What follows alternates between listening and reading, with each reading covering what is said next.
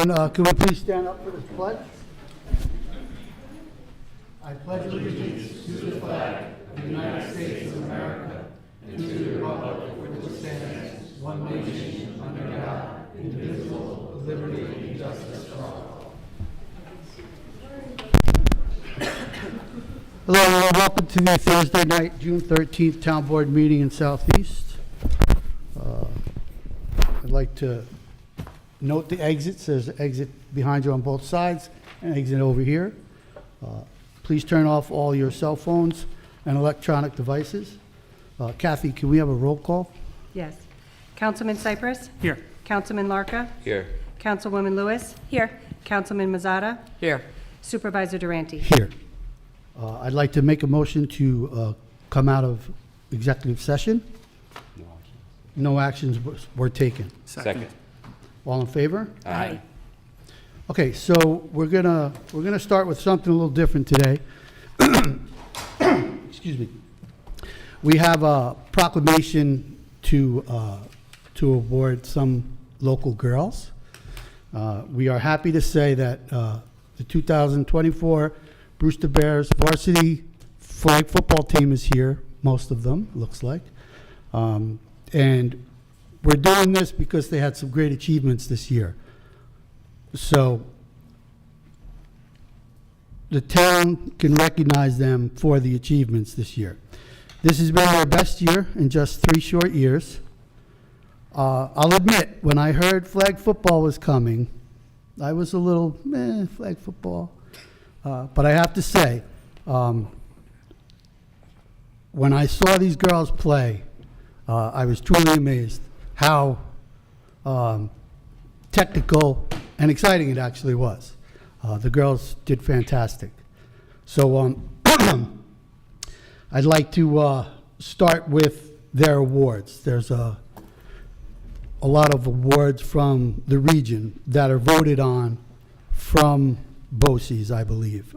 So it's a very large pool of players. So Rebecca Anderson, Emma DeBenedictis received all league honorable mentions.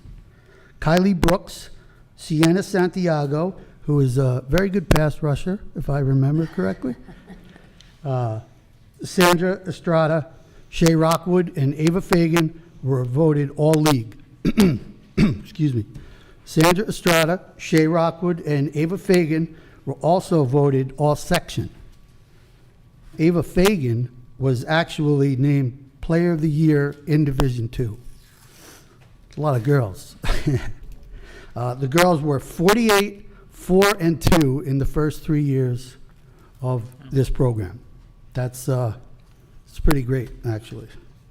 This year alone, they won the league, the division, the section, and the regions. They were finalists for the state title. I do have to say, I watched that game, and it looked like you were playing the Green Bay Packers, so the girls did very well in that game. So it's our pleasure to present you all with certificates of achievement. Kathy's going to go to the podium. I'm going to call your name, and just come on up.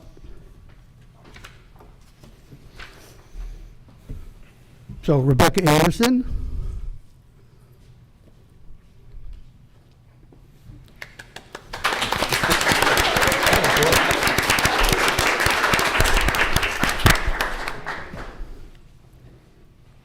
I'm going to say it wrong, I'm sorry. Ama Aviles? Aviles? She's not here? Okay, well, we're going to give that to Coach, and he'll get it to her. Kylie Brooks.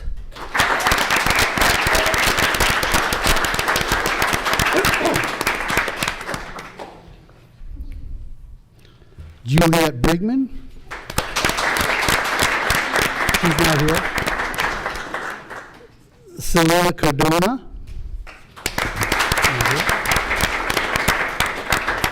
Grace Charbonneau. Well, just a little on Grace. She was a 7th grader, am I correct? Yes. Very impressive. Where did we leave? Emma DeBenedictis.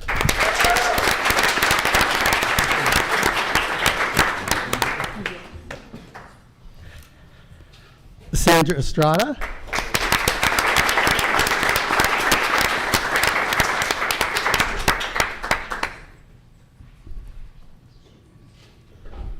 Kathy, that next one, just put it on the side for a second. Madison Francis.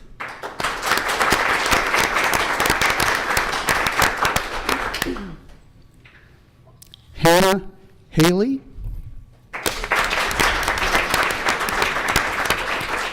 Sophia Morales. Jordan Miles.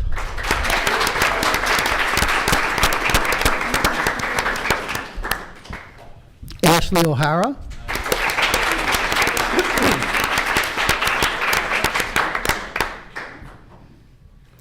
Shay Rokewood.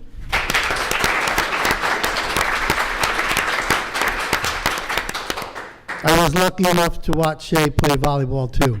She's a very good libero. Sophia Rosamilla.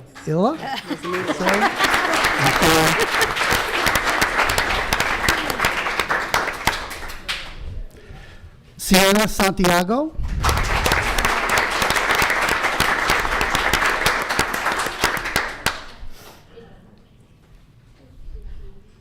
Monica Serafin.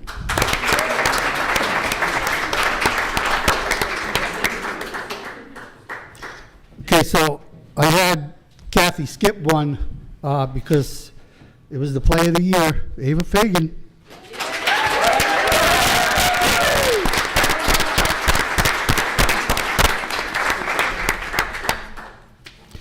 I know I saw Coach Cunningham. Come on up. We have something that we're hoping Mr. Berardo will put in the glass case when we walk in the building. It's an actual.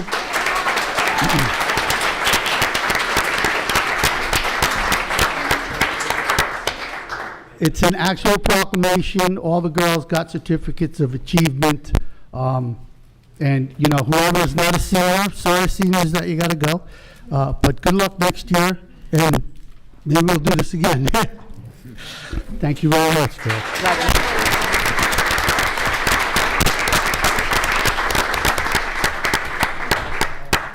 So, you know, you don't have to stay here if you don't want to hear all the boring stuff. We got really excited.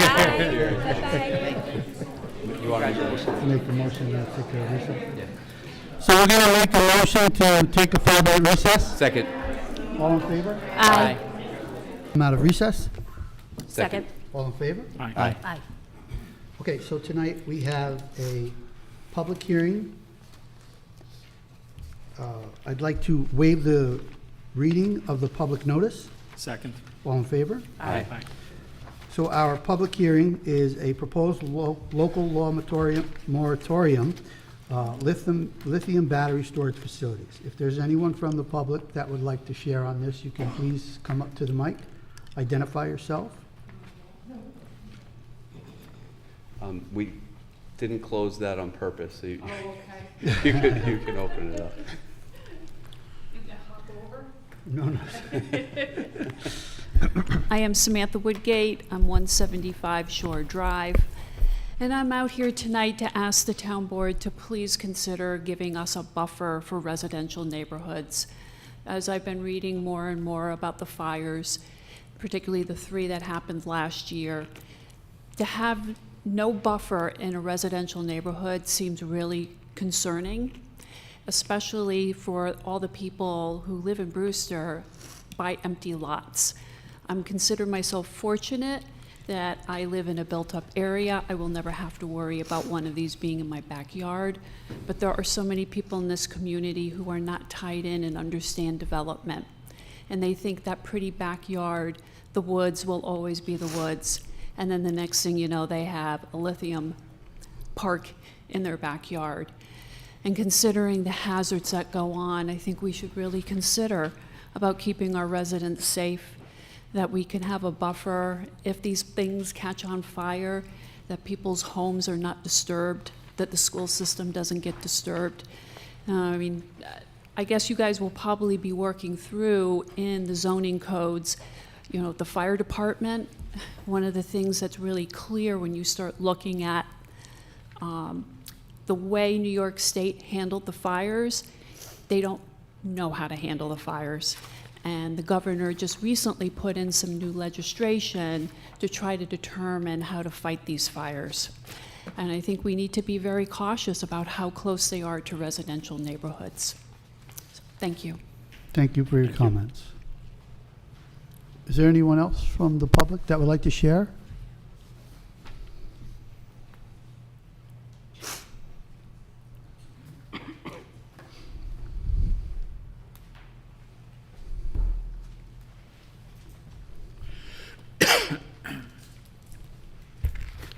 Good evening. My name is Ann Finizzi, and I'm a resident of the town of Southeast. Hi.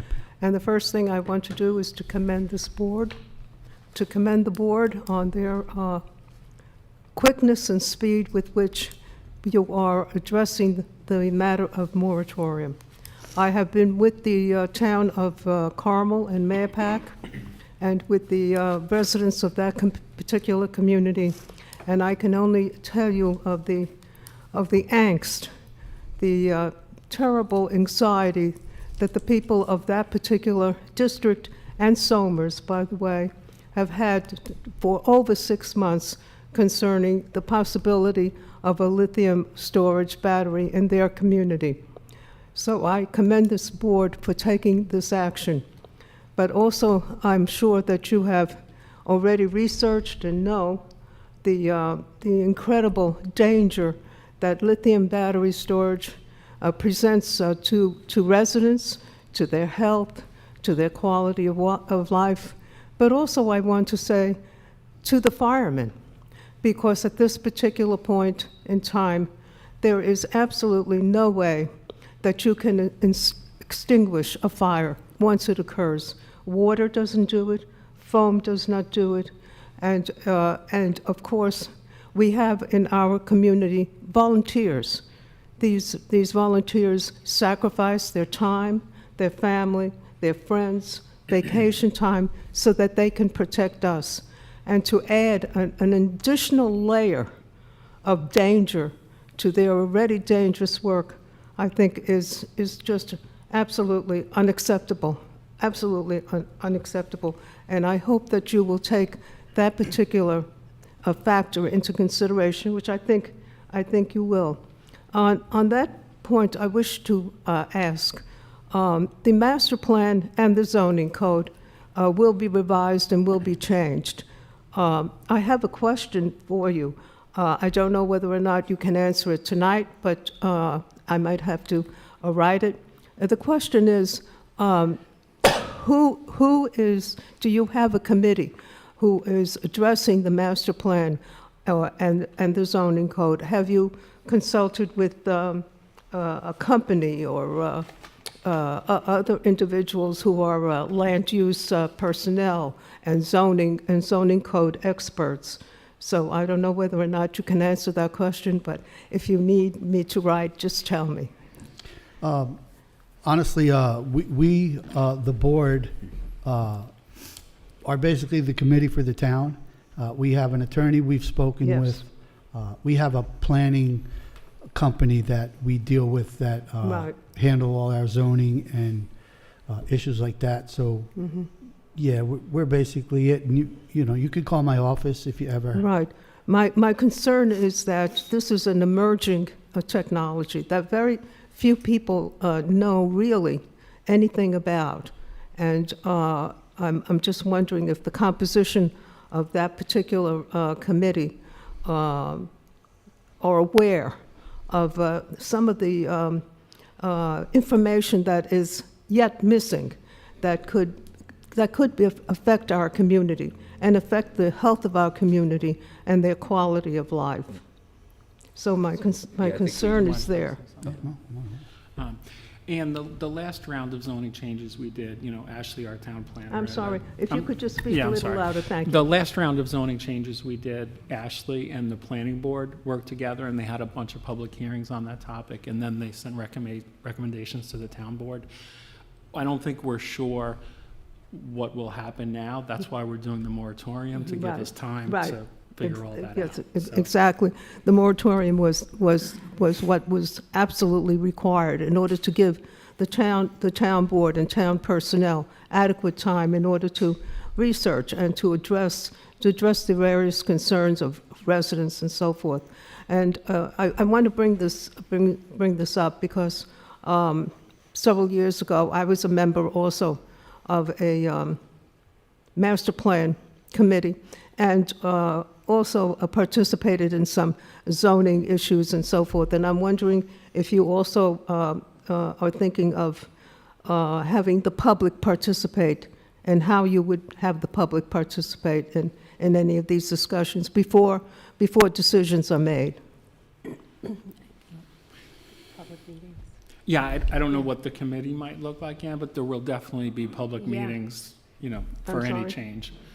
I don't know how we'll handle a committee, like you said, but Right. everything we do will always have a public hearing as part of If it. I might, what happened is that the committee was set aside, and apart from the regular town board meetings, there would be committee meetings at which those of us who were interested in participating came here, as a matter of fact. And Tom LaPerch was at this table because at that time, some zoning and some master plan changes were taken. So it was outside of the ordinary town board, and then whatever decisions, were made and arrived at, then it was reported back to the town board and to the town supervisor and members of the board.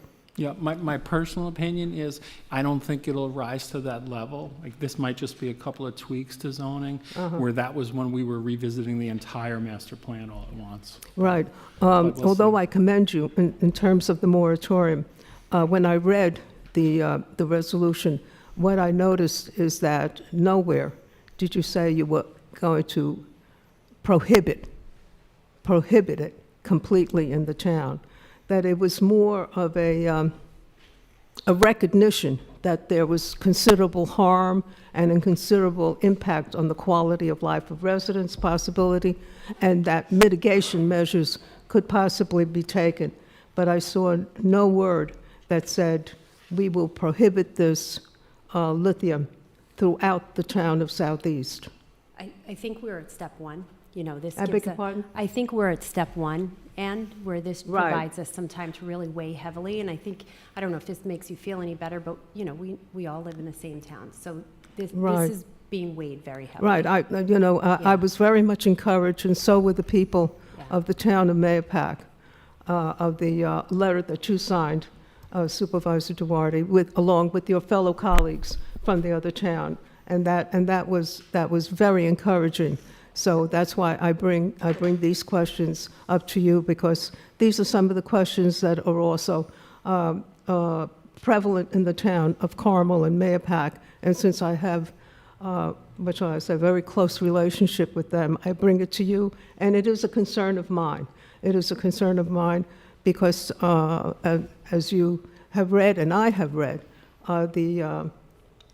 the damage, the harm that could be done to residents and to the environment, to whole sections. And what has been done, there have already been fires, the three of them that really propelled Governor Hochul to engage a study group, a commission, and recommendations came out of that commission, because there is recognition that we are dealing with a very dangerous, and I hate to be melodramatic, but time bomb.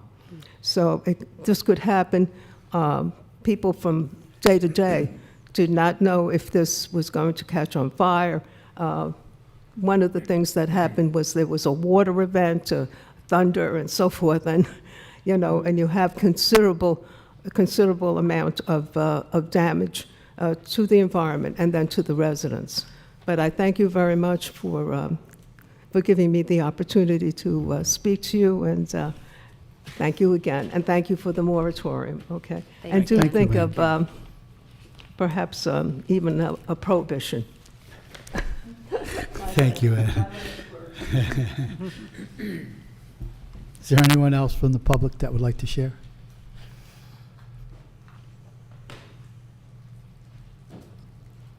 Scott, can you open that Scott. gate when you're done?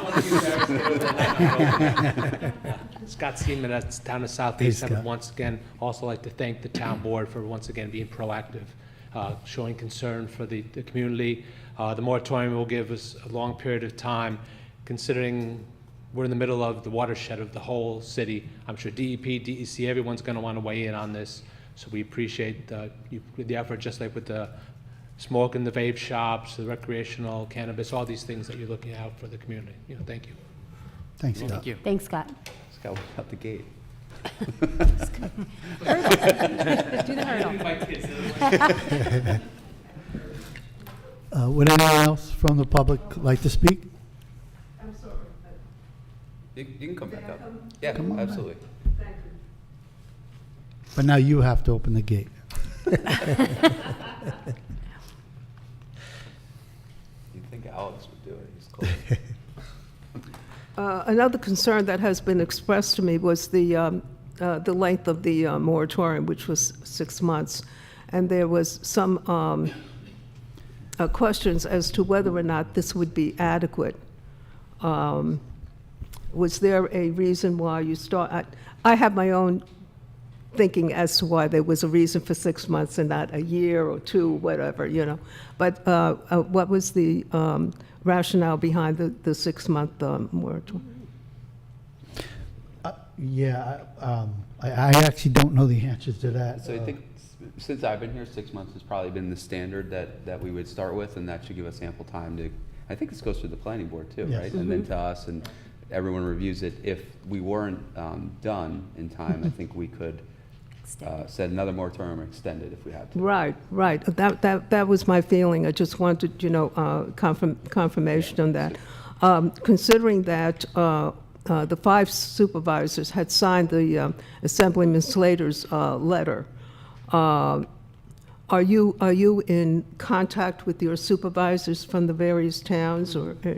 Oh, yes, for sure. And for anyone that's wondering, the letter that I signed was written by Matt Slater Yes. to Governor Hochul, with a few local supervisors signing it also to address what we're addressing. Right, because one of the things that I did try to research is that I discovered that there was an association of towns, and you are a member of the Association of Towns. Has the entire issue of the lithium batteries, has that been brought up? Because I was rather disappointed in their knowledge, but anyway. Yeah, Kathy might be able to help me with this, but I'm not sure if the associations of towns I haven't read any. would be involved in that as much as the towns themselves. Yeah, they were somewhat involved with the legislature, that there was a legislative bill that almost would eviscerate the town powers. Yes. I mean, really. And that, they got a few words of that.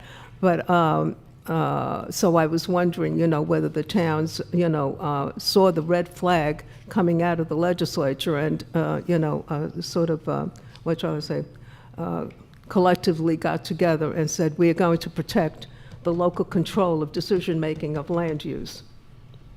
Yeah, thank you. Thank you very much. Well, Thanks, Sam. is there anyone else that would like to come and speak of this?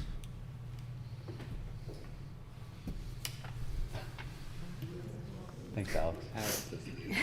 Good idea. Okay, is it time to go home now, Alex? I shamed you. Or You have to- tripped up in it. you have to See, he stand can't there. figure it out. Never mind. No, just leave it, sorry. I think there's a concrete. Okay, so with that, I'd like to make a motion to close the public hearing. Second. All in favor? Aye. Okay, so with that, we're going to go in our work session, and today we have Mark and Bill from DEP. They're going to give us a little presentation. We also have Robert Flores here from Delaware who engineered our portion of what Bill and Mark are going to show us. I kind of say this is a little bit of an exciting situation, even Very though exciting. it's a little stressful. But if you would, please, Bill, just let everybody know what's going on. Absolutely. So Thank you. Mark's going to come and unlock, and we'll give a chair.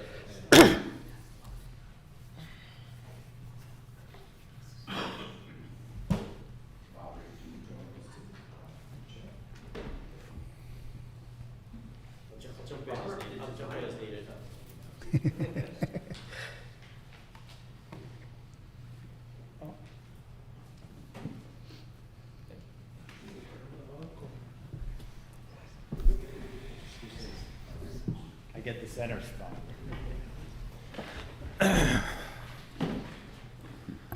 And to add to all of this, so everyone knows, the VRI company that we now use for our water districts is present also, because this is going to be a very big part of what they're doing for us too. Sorry, Bill. Not a problem. So good afternoon, good evening, Supervisor Durante, members of the Town of Southeast Town Board, Clerk Chinina. Thank you very much for having us here today to talk about the Delaware Aqueduct shutdown. This is the largest and most complicated project, repair project in the New York City water system's 150-year history of work. So we've prepared these slides to talk about a shutdown of half of the New York City water supply that's planned to start this October of 2024, and continue for 8 months. During this time, the water system will need to rely on portions of the Croton system, which are not used as much today as they were in the 1850s through 1900s when the Croton system was built and relied upon principally. We will also need to rely on our Catskill system, which was our second major water system that was created. So the Delaware Aqueduct system is the most recent, but it is the one that is most dire in need of repair. So we have a short agenda. We're going to talk a little bit about the New York City water system background. We do have handouts for each of the town board members, and we have some public documents that we can leave on the back table that are available on the New York City website as well. We're going to talk about the Delaware Aqueduct project. How we got here was about 4 years ago when we were doing planning and decision-making regarding the shutdown. We had a topic of contingency planning and discussions with water system operators and the former supervisor at the town of Southeast. We're going to talk about the Drewville Road pump station repairs. And so it's not all of the town of Southeast that will be impacted by this Delaware Aqueduct shutdown. It is just the Brewster Heights Water District portion of the town of Southeast, which is served by the Middle Branch Reservoir, which is part of the New York City water system.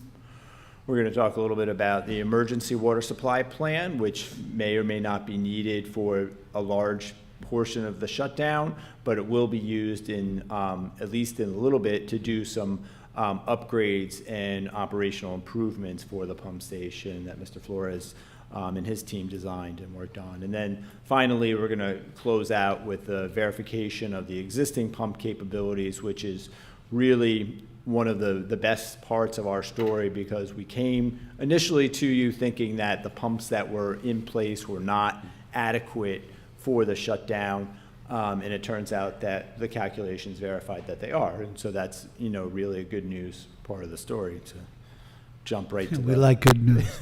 we like good news, no doubt about it.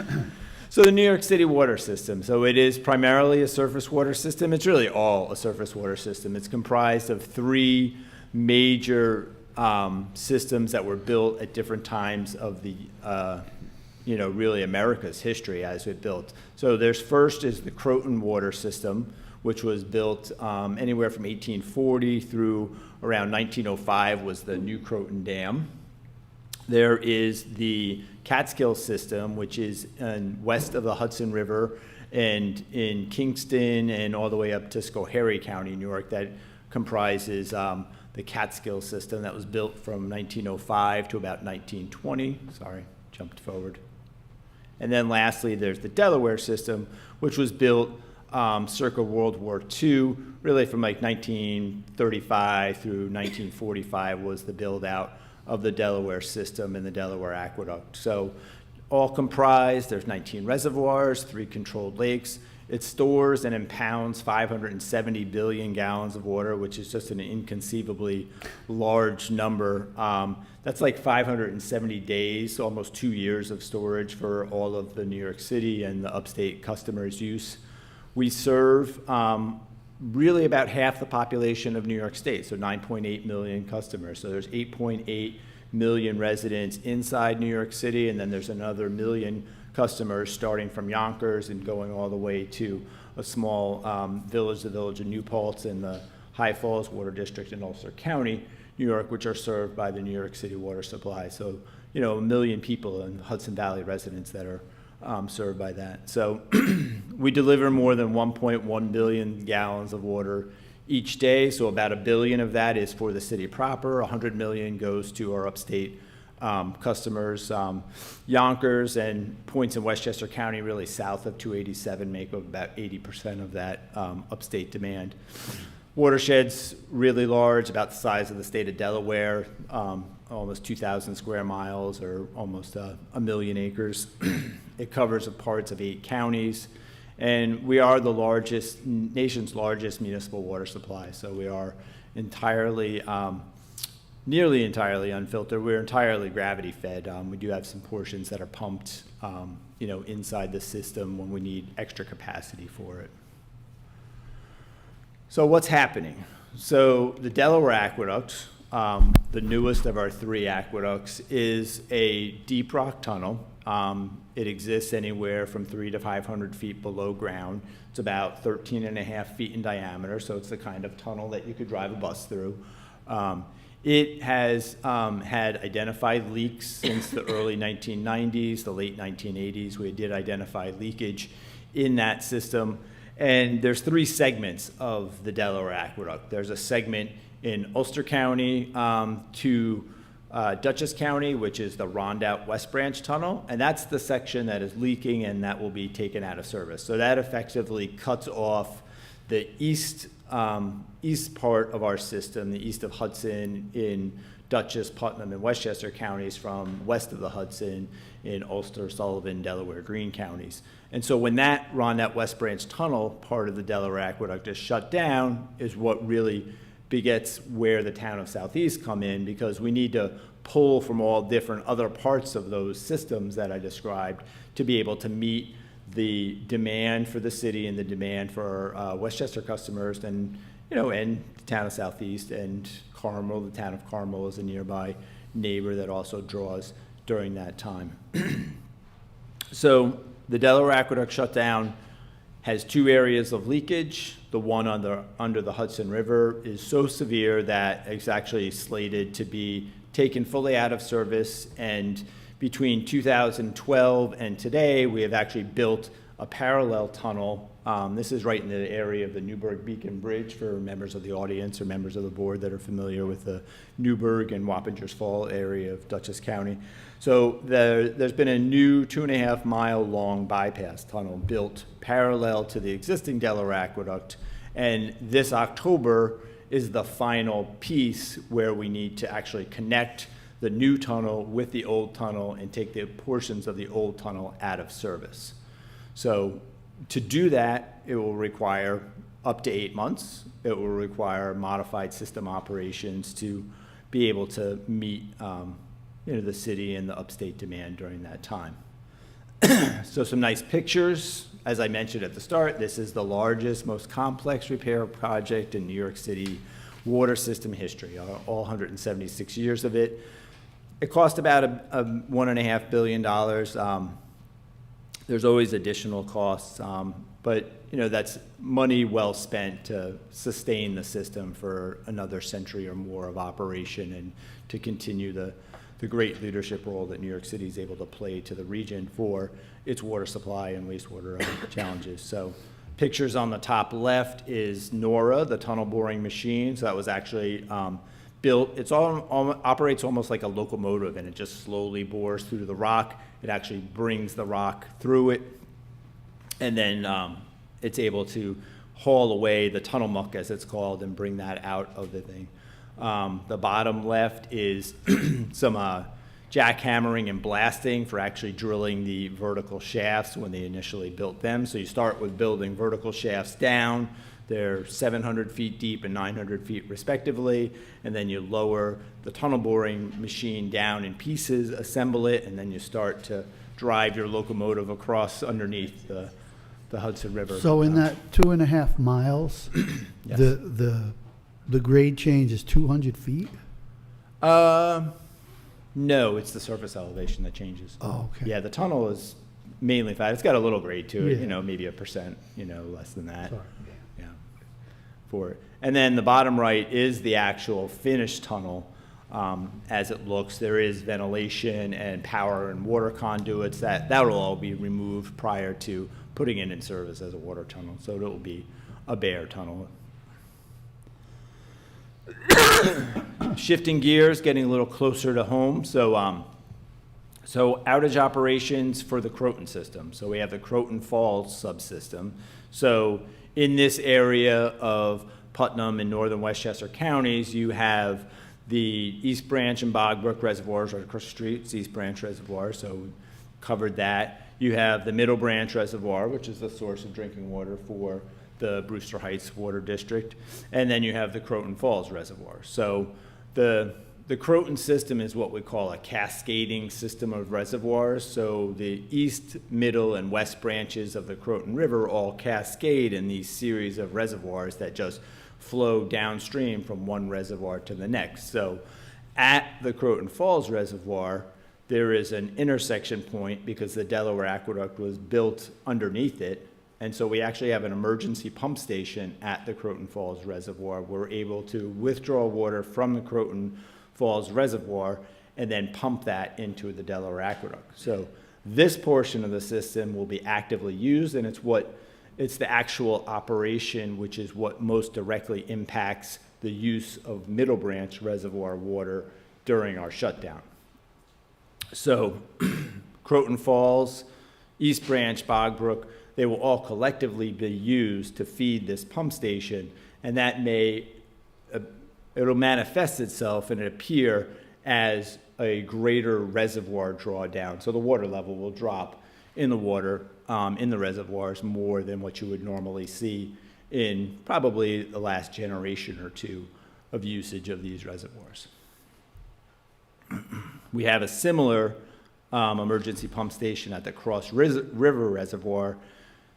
That's a little different because it doesn't have feeder reservoirs towards it, and it's just the Cross River Reservoir. It's a little smaller pump station, and the reservoir itself has less volume to be used. So the Croton Falls pump station has a very large role. The Cross River has a medium-sized role for sustaining our system during the shutdown operation.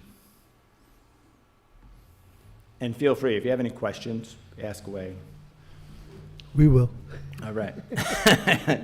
Moving even closer to home. So we have the Middle Branch Reservoir site plan. So we are currently sitting, on Route 22, just off the visual map for it. You can see the village of Brewster is outlined in yellow.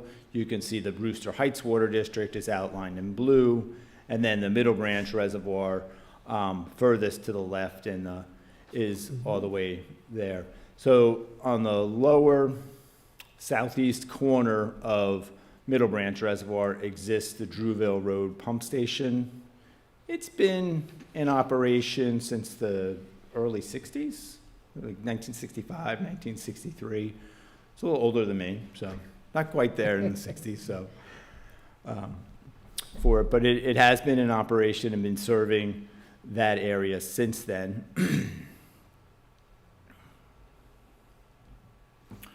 So where does the problem come in? So the Middle Branch pump station has an intake.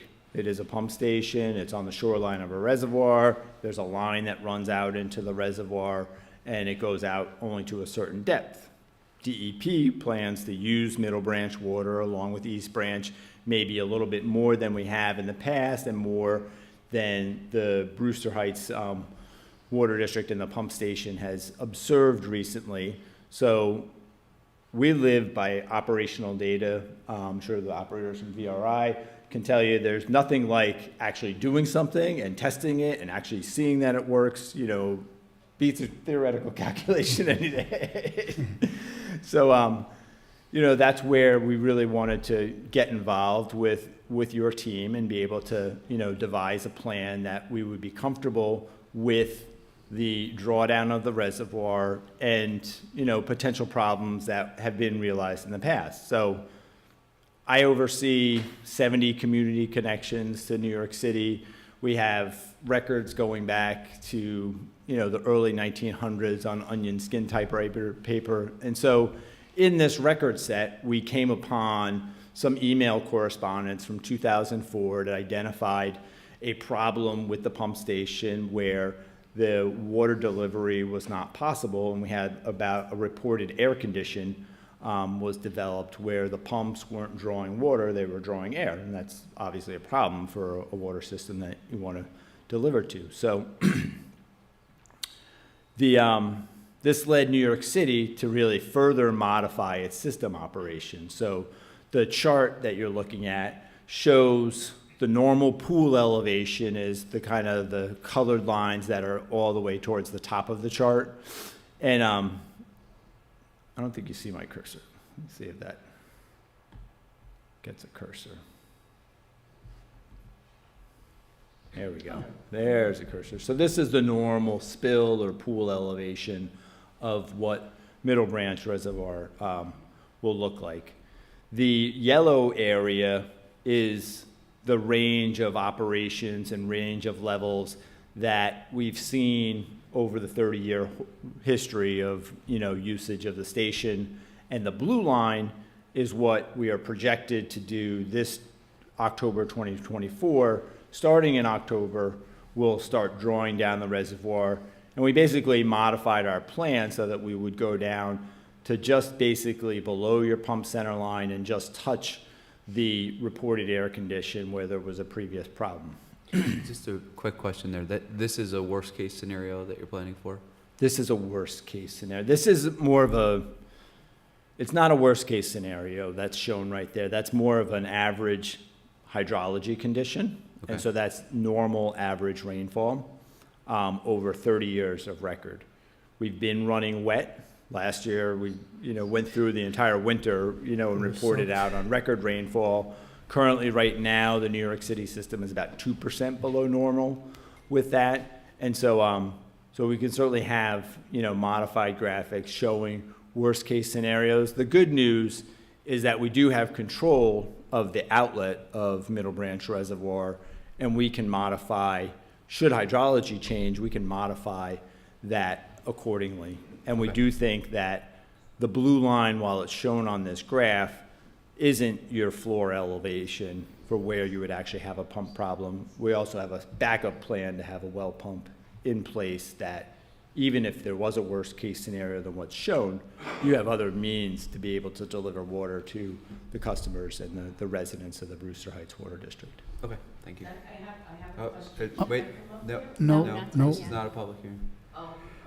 A question, actually a statement, so that people in Brewster Heights realize the DEP has been extremely thorough with making sure there's a second option if option one happens to fail. So that was one of my first questions, and I commend you guys for actually digging that deep to make sure. And I think we also have a third option with the tanker truck if something was wrong. And these are useful, as we'll get into in the next slide. These are useful contingency planning metrics and mechanisms for any day-to-day risks. New York City comes to you today because we have a particular shutdown, we have a particular change in operations for Middle Branch Reservoir, but the water district exists and has existed for its 50-plus year lifespan as a single intake on a roadway transportation accidents happen. So, I mean, there are other risk factors that we're not addressing today and haven't discussed, but we did want to share them with you openly and discuss them so that, you know, Robert and the VRI team can, you know, help to, you know, identify them and address them in future time. And you have. So when we looked at contingency planning, we had potential risks being reservoir levels, spills, mechanical, physical disruptions. So spills really speaks to transportation accidents. You know, folks in Westchester County, they may have recognized that there was a large gasoline tanker that spilled along Titicus Reservoir in North Salem 4 years ago, 5 years ago, more or less. And in Peekskill, their water system was actually taken out of service in 2018 from a coal tar and like an asphalt truck dumped over right near it, one of its pump stations, and they had to go off their system and onto New York City's supply as a backup for about 2 months, you know, in the midst of a different shutdown that was in preparation of our Delaware Aqueduct. So I've seen real transportation accidents, so I do mention them because they're just a real world experience from that and the risk factors there. Options that we looked at, trucking, you know, as you mentioned, that is currently the third option.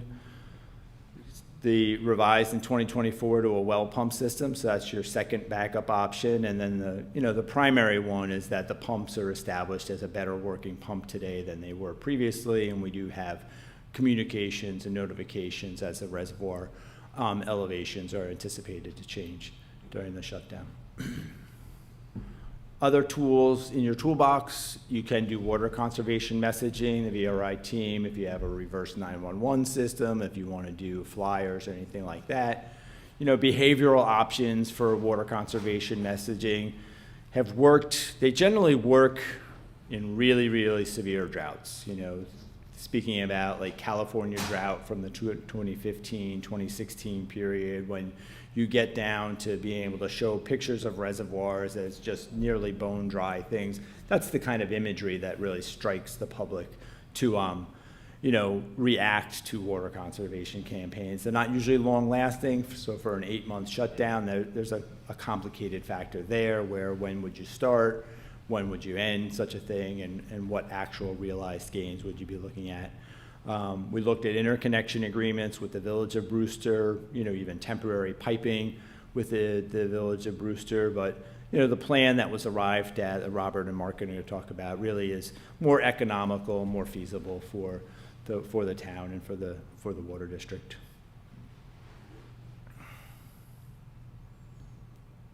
So we'll jump right to the proposed pump station rehab. Robert or Mark? It's not like all three of you that talked about this for a long time. So, you know, it's the old make lemonade situation here. We have the what's going on with the reservoir level going down, but there's another issue that exists with the pump station, and then the suction piping to the pumps have lead in them. And obviously, lead in water sources are no good. We also have a valve that doesn't work on the suction side. So if this is an opportunity to replace all that and fix a problem that's been lingering for quite a bit of time. So this is what, and also there's the abandoned 2-inch line that's been sitting in there since probably the last time this was done. So it's, that's the valve, and then what's hatched is the piping that's connected with lead joints. Yep. So besides putting in the well system that allow us to pump water in the event that the existing pumps can't do it because the level goes down too deep, we'll be able to bypass it completely and be able to replace that suction piping. So it won't be, we'll install it just in case, but just in case, let's do all this work too, right? If we want to advance. And this would not be the first time that a backup pump has been installed. Correct. To my knowledge, it's probably the third time, right? So this approach has worked before in the past, right? Putting a well pump in the reservoir and pumping into the piping. And this is a plan view, so look, if you walked into the pump station and you looked down, this is what you would see. You would see the suction pipe, 2 pumps, and it's kind of hard to tell, but there is a well that we keep talking about, well pump on the reservoir. It would come in, the 3-inch line, and then be connected, teed right there, upstream of where the pumps are. So we can isolate them with valves and replace everything behind them. Yeah. Robert, were you able to locate the old pumps? I remember that being brought up at some point. So, no, we didn't go looking for the old pumps, but the 2-inch piping that's identified there, we're thinking if you follow that to the end, that's where it might be. So,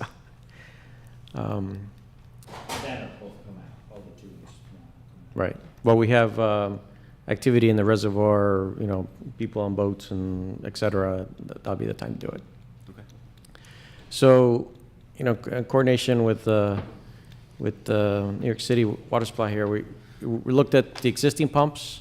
We did all the math, the calculations, drawdown. There's a term we like to use called flooded suction, which is what your existing pumps are. That means that the water level is higher than the pumps, and that's where that keeps the pumps happy. There's an elevation at which point it can handle some drop in elevation. And there's a point where it won't work anymore. And that's where we went through those calculations to figure out what that point would be. And for we were talking about what the drawdown was the worst case scenario or not. So I think for a pretty long duration of the expected drawdown, we might be able to just use the existing pumps. We'll be able to pump the water we need without any issue. Now, granted, we're still going to have the well pump in place in case they can't, right? So let's skip ahead. And that will be there for future, if there was a drought or something, that would be accessible? So the connection point, if you went into the pump station today, you would see the connection point that was installed the last time this was done. So the only issue with that is it's connected to the suction side, which is where the lead piping is. So we have to connect in a different place to allow us to replace the lead piping, right? Okay. Yeah. And that way it allows us to bypass the pumps altogether. So chances are that the well pump that we're installing today is probably larger than the well pump that was installed in the past. Because in the past, it was my assumption is that it was used to provide suction head to the pumps. And this time we sized the pump to pump all the way to the treatment plant, right? So they can, the well pump independently can pump all the way to the plant. So the pump at the station is what's getting the water to the heights. The heights isn't sucking, it's pushing. That's right. This well pump is sized to do that, right? To the treatment plant. Yeah. That's right. So, as you guys are probably accustomed, well pumps are typically vertical. You have a vertical casing, the well pump's put inside, but it can be done, and this is actually the kind of a typical way you do it for, let's say, a leachate pump in a landfill. So, in this case, it's cleaner water, but so there'll be a casing which we propose to be an HDPE pipe, and inside that casing we'll slide the well pump, the discharge piping, and the power and control wire that goes with it. So everything that would normally go in a well normally is vertical. In this case would be practically horizontal, right? And it would be stretched out, there's a distance called out in there? 150 feet into the water. That would get us to the depth, a safe depth. Yep. Robert, why do you need the casing in this case? So we went through a bunch of what-if scenarios, right? And protection is the bottom line, right? Something gets caught, grabs either the power cable or the discharge piping. Yeah, we don't want that. So. Is that casing steel or is it It's plastic also? HDPE pipe. I don't know if you guys are familiar with HDPE pipe, but it's really thick, indestructible. It's very heavy. It is.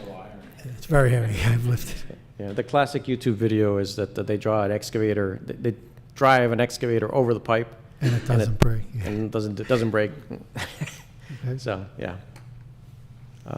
Anyway, yeah, so it's there for protection. Yeah, Yeah. so New York City watershed rules and regulations provide for a 500-foot buffer from a water supply intake, so we were having them add signage that it's a water supply intake, and that'll Oh, okay. push the anglers, back off by 500 feet by rule. Yeah, that would be the float that's right at the edge. You can point at it, yes. This is it. So it's gonna be float on the top of the surface where, I guess, signage could be attached to it so people would stay away from this area.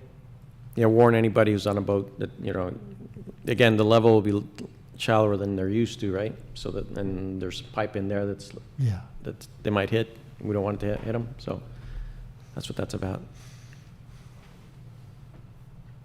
Okay, I think. There's also sediment that you would want, Yeah. keep the sediment. And it's got the typical well stuff. It's got a screen, VFD controlled, so we can control the flow rate, screen to keep the particles out. So, get an advance, I think. This is your real homework, sorry. Yeah, so again, we went through all the calculations to size the pump and shared it with everybody and triple check and all that kind of stuff, right? So again, 15 horsepower well pump, get us 200 gallons a minute, and it'll get us water all the way to the treatment plant. And with the VFD, what it allows you to do is it lets you to dial it in. So if we're pumping too much, we can adjust the hertz and slow down the flow rate, and the water plant filters will get the same water they've always gotten.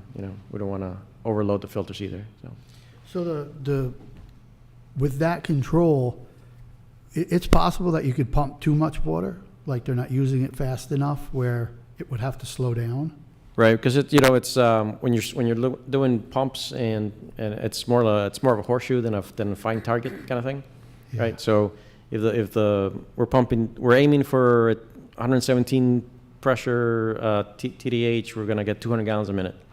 But if the differential is different and we don't have 117 feet ahead, and then we actually have 90 feet ahead, then we'll pump more than 200 gallons a minute, right?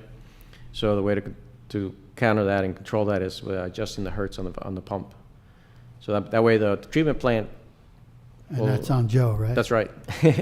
So the treatment plant can operate and not have problems, right? Yeah. Also, the assumption is made that the discharge pipe to the water treatment plant is 6 inch. I'm sure there's buildup on the inside, so it's more friction. So what Delaware Engineering did, they assumed it's a 6 inch, which gave them 117 feet of head pressure. Now, having a bigger size pump can still beat that friction losses. The VFD can always regulate this down if it turned out to be going so strong for the piping or for the treatment plant. Right. So I think we're done. That is it. That is it. That's the questions. Oh, I got some. This has nothing to do with it. The 14-inch pipe that you're replacing, 14 foot. 14 foot, I'm sorry.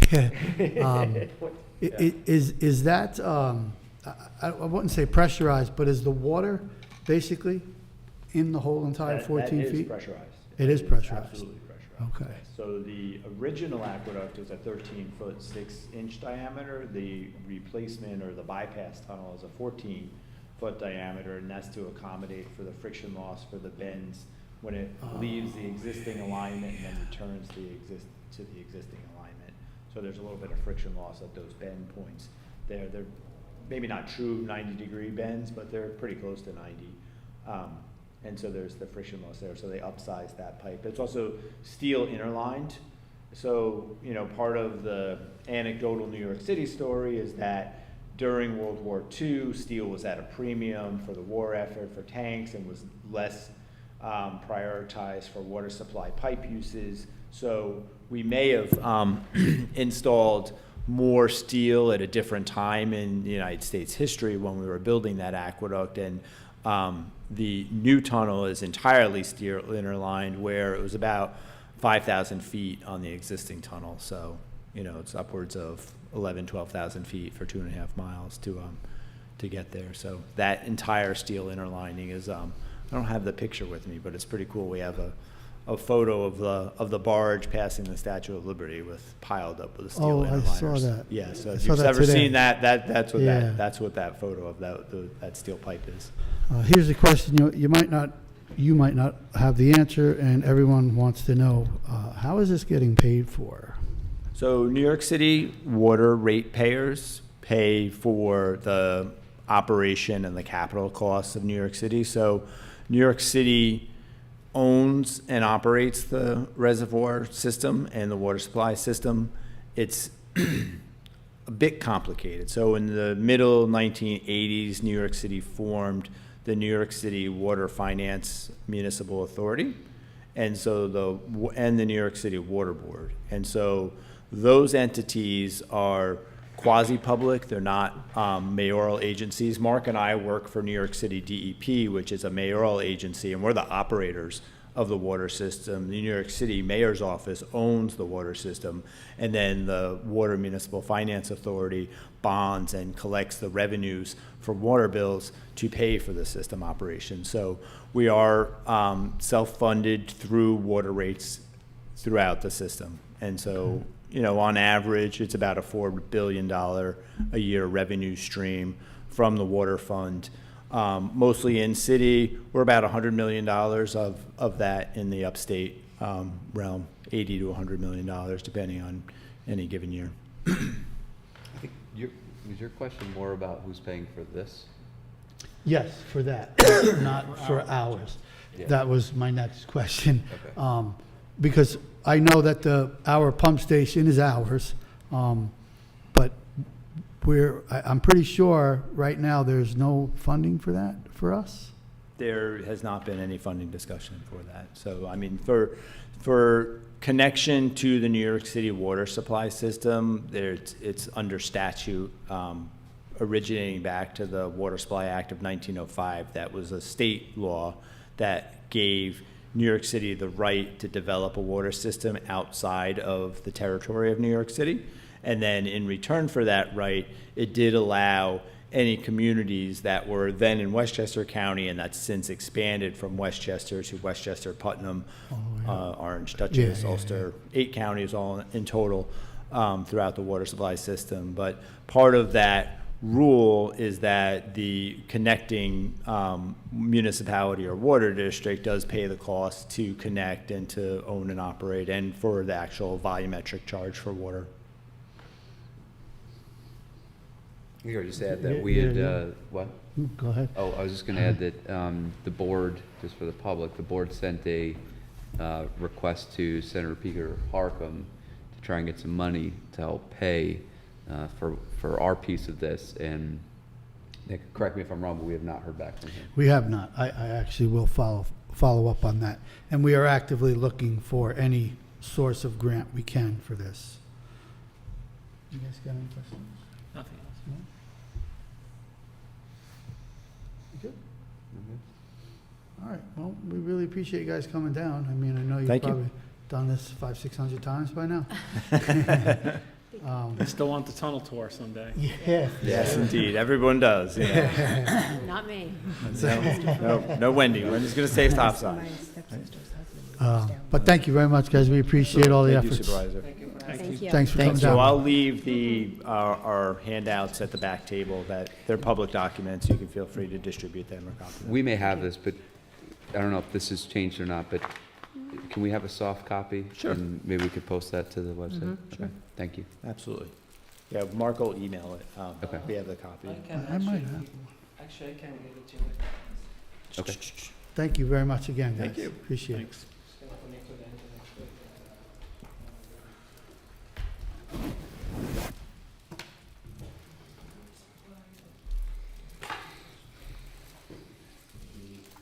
Your dongle and your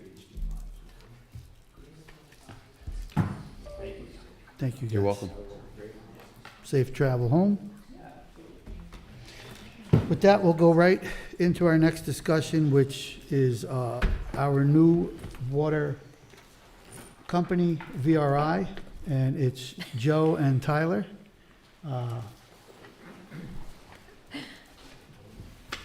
We thank them for coming down. What do I do with the VRI sheet?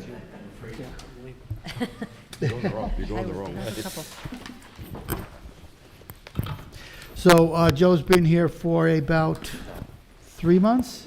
No. No, I'm sorry, Month and a half. month and a half, yeah. Yep. Yeah. So Joe's going to just give us a little update on how they're doing and what they're seeing in our plants. So I'm Joe McLaughlin. I'm one of the principals of VRI.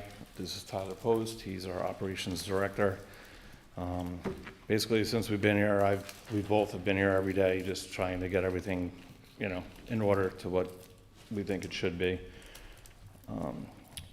So the small plants really are actually pretty good. Blackberry, Fox Hill, Star Ridge, we know what's going on over there. Hillcrest is good, Peaceful is good, Birch Hill, again, we know what's going on. Mountain Brook, I had calls start last week about discolored water in the top of the system. It seems to be 6 houses, I think, that had the issues. We did a flush on Thursday of last week. On Sunday, I started getting calls again. We did some more tweaking on Monday, and I believe as of today, I haven't heard anything. I confirmed today it's crystal clear. All right, awesome. Yeah, knock on wood. Yeah. Springhouse Water District. There, we believe we have a pretty significant leak that's since we started. We were out in the system today looking for curb boxes. New York Rural Water will come out and do leak detection for you for free. So I just have to expose all the curb boxes to each home so they can get on and listen to it and see if they can, because it's all ledge in that development. When I worked here 20 years ago, I could tell you we spent months looking for leaks, so this equipment helps you find it much faster. Joe, I'm sorry to interrupt you, but you reminded me, our assessor, Lori Bell, is here. I just wanted to have her check to see if any house might be abandoned up there, because you had mentioned if there's an empty house, there could be a leak inside the house that we don't know We would see it about. running normally, but yeah, it doesn't hurt to look. I mean, I walked the system, I don't know what day it was now, I can't even remember, but I think Tuesday I walked the whole system. And I didn't see any empty, they didn't look empty to me. Okay. But again, it doesn't hurt to look and say I might have missed something. Hey, Joe, on that leak, do you think that was leaking for a while? Yeah, it started, I actually can go back and look. So it started in February. The flows are normally about 7,000 gallons a day. It looks like in February they jumped up to about 14, 15. And right now I'm at 28, 30. And so that wasn't caught by, I'm sorry, what's that? that wasn't caught by the previous provider then? I actually heard from Chuck Gallagher. He's the one who said, I think you might have a leak up there. You might want to go check it out. So then I looked back at all the paperwork and that's how we figured it out. Okay, thank you. But you are on it, right? Yeah. So like I said, we're exposing all the curb boxes. I already talked to New York Rural. Once I get everything exposed, I'm gonna have them come back out and I'll go out with them again and see what we can find. And obviously, once we find it, I'll keep you I'm posted. glad we're keeping you busy, Joe. A little bit. So I guess Brewster Heights Water is the next one. We've been obviously spending a lot of time at that plant. Filter number 2 has been cleaned out, scraped. It's getting ready to be painted tomorrow. We should have it hopefully back online by the end of next week or the beginning of the week after. So we are still running off of filters 1 and 3. 3 is the good one, 1 is the one that has me, But as of right now, the only hiccup that we had is that the fire department hooked up the other night, which I think was Monday night. I don't remember what night it was anymore. But I think the water cleared up pretty quickly from everybody I spoke to up there. And I mean, my parents live up there, so I called there pretty quick to see what was going on. Their water was clear yesterday, today. So I'll just reiterate what happened, because I know there's people here from the Heights. Joe has been diligently making sure that there's no yellow water, knock on wood. Yep. He's been keeping us in the loop. We know it was the biggest problem we've had in the last few years. There was a report of yellow water on, I don't know, Monday, Tuesday, something like that. What happened was that there was a gentleman burning and the fire department was called. He was burning too much, I guess. The fire department hooked up to the hydrant. They pulled out 5,500 gallons of water, which stirred everything up, made it yellow, but It kicked on our fire pump, which once the fire pump goes on, that's, right. yep, that stirs it up pretty So quickly. Joe communicated with us, and we all panicked, but it was not did.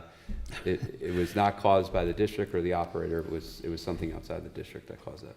And that being said, I reached out to Ken Clare the next day, and I just asked him if anything happens in any of the water districts, if he could just shoot me a text or let me know. You know, obviously, I know they're busy during a fire, but just so I have a heads up, and he's said he would do that, that's fine. And just one more thing on that district. I've been there a few times. We went there together earlier in the year, and I happened to drive by today. I popped in, and the plant looks cleaner and better than any time I've been there. So. Yeah, we've been spending a lot of time trying to clean up and get things back to, you know, what we think they should be. And just on another note, thank you, Eric, because Eric handled all the calls for that fire and stuff and got it taken care of with you, and I appreciate that. Anything else in Brewster Heights? Oh, I'm actually waiting for the analyzers. Those should be in as far as next week, as I believe at the end of next week. The analyzers, which will control the color for me, so if we have issues, I'll be able to control it. They're actually, I spoke to the SCADA company, and they are gonna set me up where I'll have the plant on my phone, so I'll be able to see anything that's going on at any time, and if there's an issue, I can shut it right off. So that'll relieve a lot of stress in my life. Joe, one more question on this. I think I know the answer to this, but I think since you've been there, are you just running the plant while you're there and shutting it down at night? So I'm not shutting it down at night, but we run it all day while we're there. So it's full. By the time we leave at the end of the day, it does shut off, and it is kicking on at night when we're not there, but it's only running a few hours. So by the time we get there, we make sure we just keep running it all day. Okay. So it's been working that way, and I don't want to change anything. And just so you're aware, like when we were just talking about the gallons per minute, so I'm running the filters. We're doing 110 gallons a minute coming into the plant. So those pumps that they were talking about is easily done. Hey, Joe, is that a new practice as far as shutting the pumps off at the end of the day, or was that prior practice? That's what we're doing. I don't know what any practice was before we got here, Okay. but that's just for peace of mind for me. That way, because so my guy, I have an operator that's there all day. So that's his job, is I told him, you're staying here all day until all this equipment is fixed and everything's upgraded, then we'll be able to start doing other things, but until then. And his history, just so, he's been doing this for 22 years. He started with me in Brewster. He got his water license at that plant, as I did. And then him and I both went to Mount Kisco Water Plant, which is the same process as Brewster Heights, but it's 6 million gallons a day. So then when we came back, I offered him a job, and he's awesome. I couldn't be happier.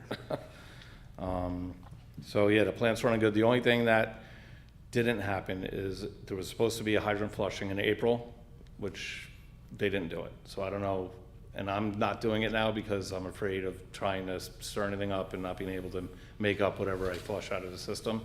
Once the other filter's up and running for a few weeks, I'm figuring July we'll be able to go out and do a good flush in the system and get everything out.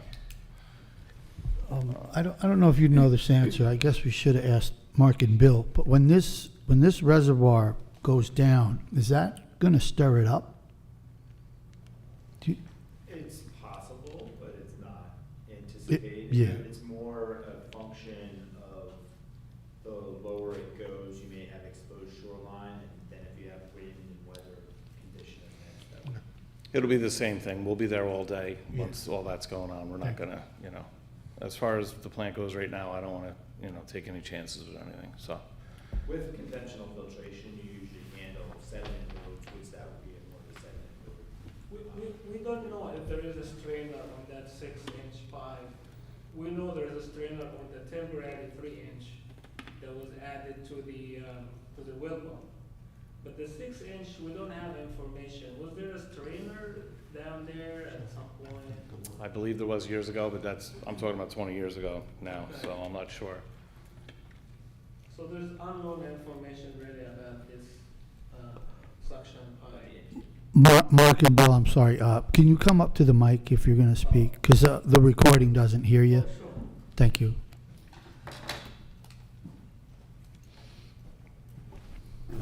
Yeah, I was just saying, we don't know if there is existing strainer installed on the 6-inch intake pipe.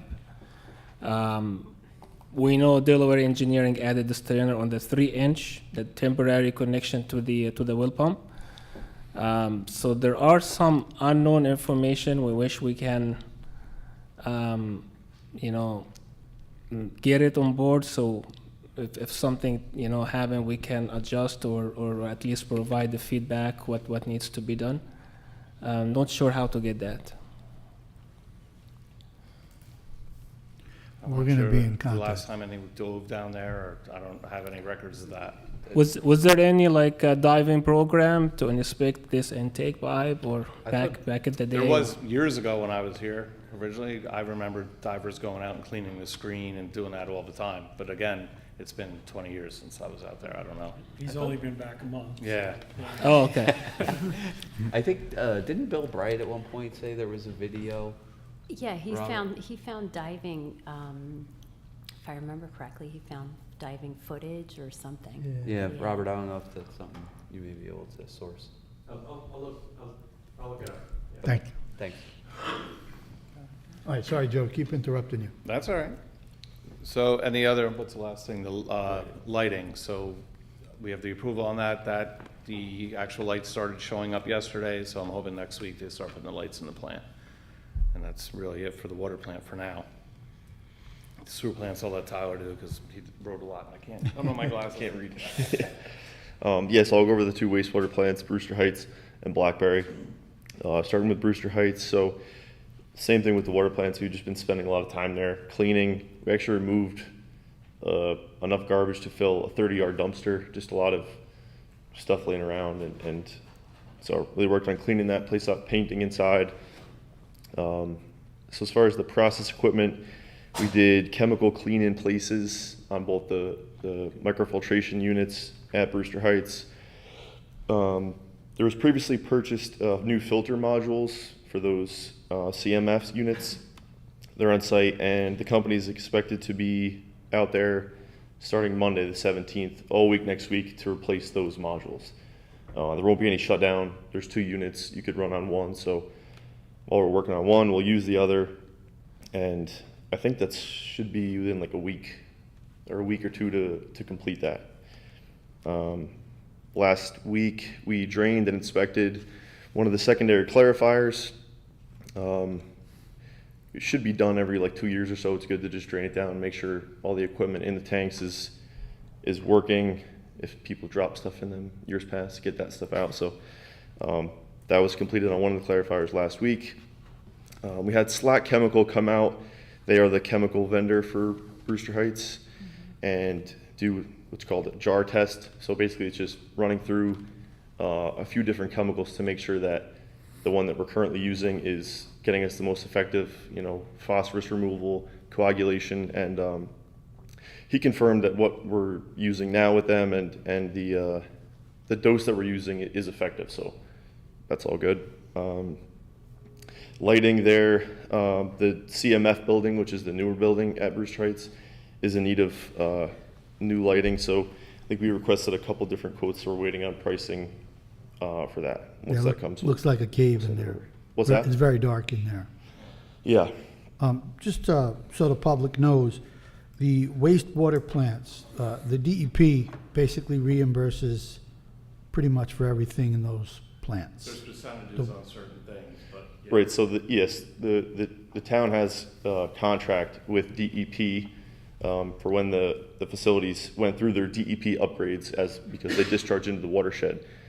Every facility, every district is different, but like Joe mentioned, there's specific contracts that'll outline percentage like buildings and grounds, chemicals, sludge hauling, and it's divvied up between the city and town. So yes, at least the microfiltration is 100% covered, and then all the other stuff like the lighting, if it's not 100% covered, it'll be at least a percentage covered by DEP. Okay, I'll move on to Blackberry. Same thing, did a lot of cleaning there. That plant also has CMFs, continuous microfiltration units. They've been running pretty poorly since we started. I I could just tell from the differential pressure going through the filters.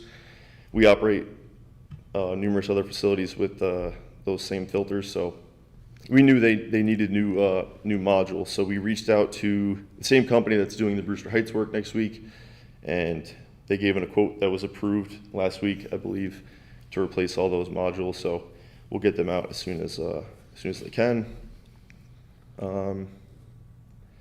We're looking at potentially switching the chemical at Blackberry. Right now it's an alum, and I think a Packle may work a little bit better. That's what's used at Brewster Heights, and it's very effective. So looking into that, just doing some troubleshooting. One of the RBC units is the rotating biological contactor. That's what gives us our biological treatment. One of those is down. It went down, I think, the week before we started, and that is a drive that needs to be replaced.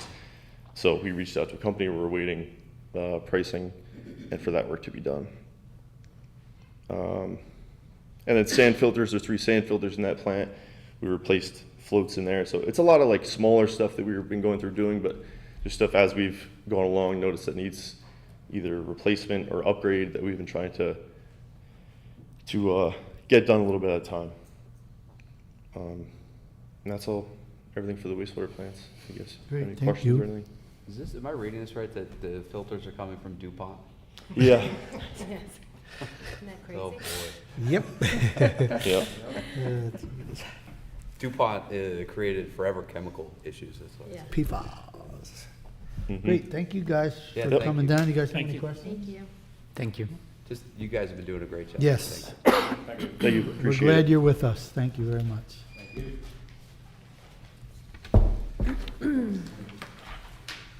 Okay, so with that, our next discussion is a town board procedures document. I'm actually going to refer to Eric on this. Sure. So last year, we modified our town board procedure document. Our intent was to change the section on waiving the rules from requiring a unanimous vote to just requiring a majority vote, which we passed and modified. What I recently noticed was we only changed it from unanimous to majority in one place, and it's actually mentioned in 2 places, and I found 2 other typos. So I would just like to, at the next meeting, vote to make those 3 changes to the procedure document. Okay. Questions or concerns? Otherwise, we'll vote next meeting, so. Good catch. No, yeah. Nope. Thank you, Eric. My keyboard, one of the letters is wrong. That's why it keeps going. This predates you, buddy. Yeah. This one? Yeah, exactly. Our last discussion is with our videographer, but we're going to postpone that till our next meeting and talk about that then. Close the work session? Motion. Motion. All right, so I'll make the motion to close the work session. Oh, no, I think you just made a motion. Just go into the regular. Oh, make a motion to go into the regular meeting. Second. All in favor? Aye. All right, so we have a few resolutions for the regular meeting. Our first resolution is the audit of Justice Court records. Be it resolved that the Town Board of the Town of Southeast hereby accepts the report of examination of the Town of Southeast Justice Courts for the period ending December 31st, 2023, and certifies that the requirements of Section 2019-A of the Uniform Justice Court Act has been fulfilled. And be it further resolved that the town clerk is directed to enter a copy of this resolution into the minutes of the meeting and to forward a certified copy of this resolution together with a copy of the report dated May 8th, 2024 to Chief Internal Auditor, New York State Unified Court System, 185 Jordan Road, Suite 1, Troy, New York, 12180, and/or by electronic email at swinters@newyorkcourts.gov. So moved. Second. All in favor? Aye. Yes, my typewriter. Our second resolution is to adopt a law for the 6-month moratorium and land use applications incorporating lithium battery storage facilities. Therefore, be it resolved that the proposed local law to declare a temporary moratorium on the review and approval of certain commercial uses is a Type 2 action pursuant to the provisions of the New York State Environmental Quality Review, and no further environmental review is required. And be it further resolved that the Town Board of the Town of Southeast hereby adopts local law number 4 of 2024 pursuant to the Municipal Home Rule Law amending chapters 54 and 138 of the Town Code, establishing a temporary moratorium and on the establishment of any construction or development which incorporates the generation or storage of energy or the use or utilization of lithium battery storage technology, or the further review of any such applications currently filed with the Building Department or Planning Board of the Town of Southeast, including but not limited to any applications for building or occupancy permits, or the issuance of any such permits for any use described to incorporate the installation or utilization of lithium storage technology. And be it further resolved that this local law shall take effect immediately.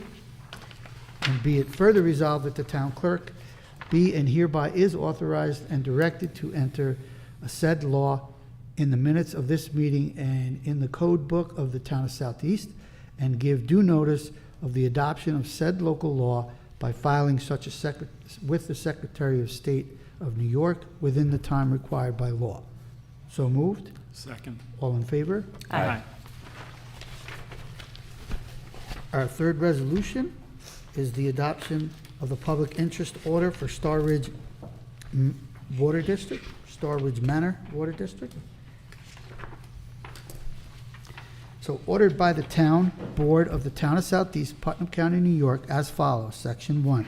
Pursuant of Section 209-H of the Town Law, it is hereby determined that it is in the public interest to increase the maximum amount of authorized to be expanded in connection with the improvements within Star Ridge Manor Water District in the Town of Southeast, Putnam County, New York, to an increased maximum estimated cost of $2,550,000, which will not constitute an undue burden on the property in said water district. It is hereby further determined that all real property to be assessed to pay the cost thereof will be benefited by the proposed improvements at the increased cost thereof, and no benefited property has been excluded from the boundaries of said water district. Section 2. The improvements proposed for said water district consist of the design and construction of water filtration, purification, and distribution system, included a water treatment facility to serve properties in Star Ridge Manor Water District in the Town of Southeast, Putnam County, New York. The maximum amount to be expended by said water district pursuant to these proceedings for said improvements shall not exceed $2,550,000. Said cost of the improvement shall be financed by the issuance of serial bonds of said town, maturing in annual installments over a period of not exceeding 40 years, payable in the first instance from assessments levied upon and collected from the several lots and parcels of land within said water district deemed benefited from the improvements, in the amount sufficient to pay the principal and interest on said bonds as the same become due, but if not paid from such source, all the taxable real property in said town shall be subject to the levy and ad valorem taxes without limitations, as the rate or amount sufficient to pay the principal of the interest and said bonds as the same shall become due.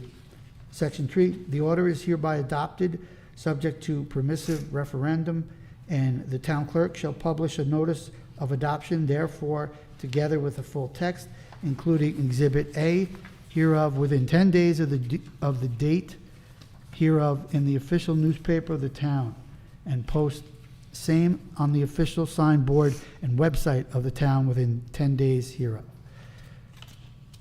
So moved. Second. All in favor? Aye. Our final resolution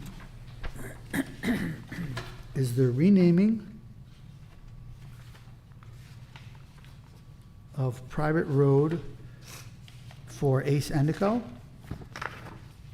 Therefore, be it resolved that the private road running generally in the northerly direction from Zimmer Road into a currently undeveloped lot formerly known as Tira 3 is hereby renamed as and identified as Endico Way. And be it further resolved that the highway superintendent shall install an appropriate sign or signs designated said road as Endico Way Private at the intersection of said road with Zimmer Road. So moved. Second. All in favor? Aye. Thank you. Okay, so we have the supervisor's report. And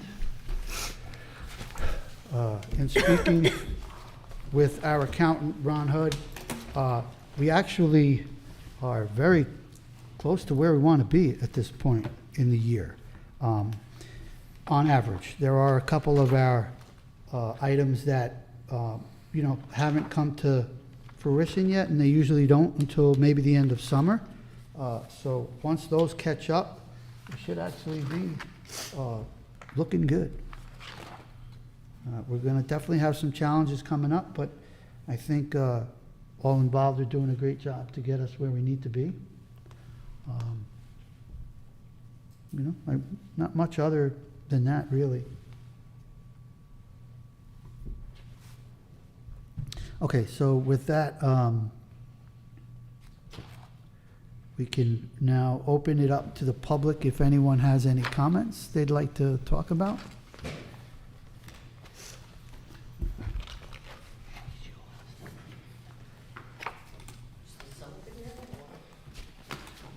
Yes. All right, I just have a question. Your name, please. Kathy McBride Hi, in Brewster Heights. Okay? I don't know if you know the situation about the storm drains. Storm drains are up here. The road is like this. I have been flooded for the past couple of months. The guy can't mow my lawn. There's been a lot of problems. Mr. Burdick comes up there. He doesn't even tell me anything. He talks to all the people that are there.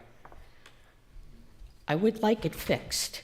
He said he has to put a lift in the driveway. When is he going to do that? I am getting water. The water is going down the road, and it's going down my driveway. I have a puddle. I have a pool in my backyard. And this has been going on for 3 months now. And I'm getting a little upset about it, you know? I have spoken to Mike, and I know he's gone out. What I'll do... When is he going to fix it? He did the other house. He's just, I just don't understand. He's not even talking to me. He won't talk to me. He talks to the sheriffs that are out there. He talks to whoever. He will not talk to me. I want it fixed. I have to wait 2 weeks for the guy to mow my lawn? The grass is up to here. He won't mow it because there's a puddle, a pool down there. Come and look at my house, how it goes. I will. It's down this way in the back. I'll speak with Mike, and I'll come out there with Mike. Yeah, tell him to speak to me. Don't go speaking to people on the street who have to relay back to me what he said. First he said he was going to put a curb. And, that's what they told me, a curb. And I said, how could he put a curb? A speed bump on the top of my driveway? But then I went down to someone else's house and saw that it's just a little curb, so the water doesn't go down my driveway. Just, it's a little bit higher. But I mean, I don't think I deserve this. First of all, I am disabled. I've had 3 brain surgeries, okay? And I just don't feel that I should be treated the way I'm treated.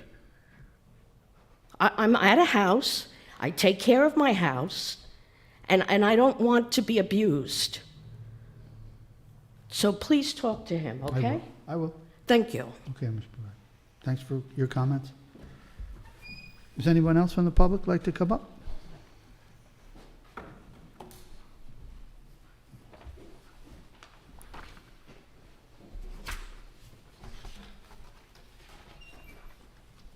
Are you Scott?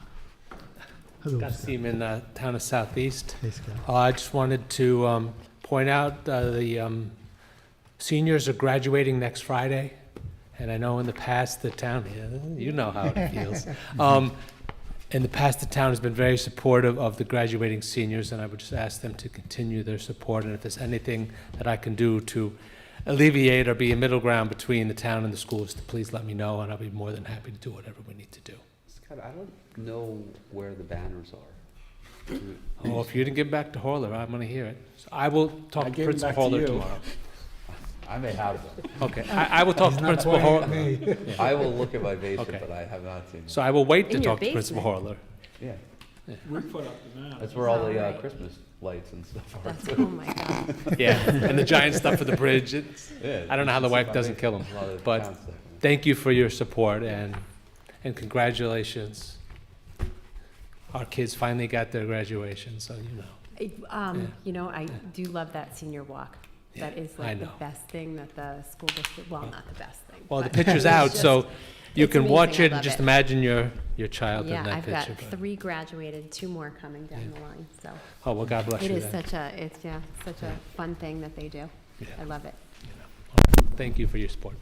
Thank you, Thank you. Scott. Hopefully, with the little proclamation we did this, at the beginning of the meeting, we'll start Yeah. making better ties with the school. Yeah, those young women were incredible. Yeah, oh, that's it. amazing. 2 or 3 losses in 3 years. Yeah, that's, I mean, And they Crazy. came out as gate winners, like Yeah. when they started Yeah. 3 years ago, it was we really. were one of the very first cool. districts in New York State to Yep. participate in the program. yeah, yeah. It's got nothing to get it. Now everyone's trying to get on board and say, oh, look, we're part of the district. We were there at the beginning. Yeah, it was great. Yeah, It exactly. was great. Thanks, Scott. Anyone else? Nope, Does anyone from the town board have a comment? not from me. No? All right, I'll make a motion to close the meeting. Second. All in favor? Aye. Thank you, everyone.